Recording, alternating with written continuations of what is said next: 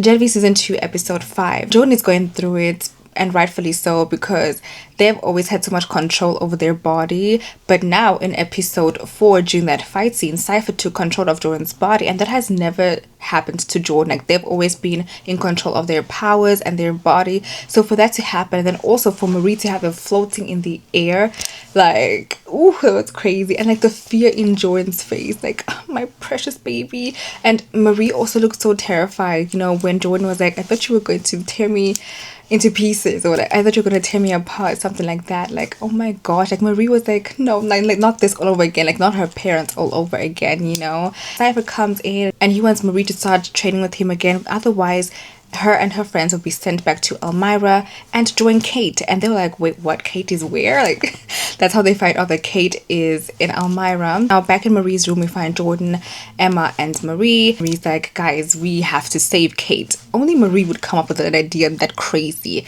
She's like, we have to save Kate, like, you guys know how terrible it was, blah blah blah. So then the three of them embark on this mission to save Kate and rescue her from Elmira.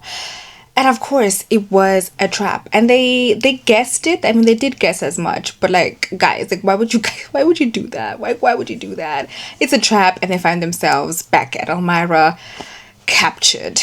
Here we go again. Cypher comes to Marie, telling her like this all could have been avoided, yada yada yada, and lets her out of her cell and takes her to another cell where her sister was being held. The guy has Annabeth, like, oh my goodness.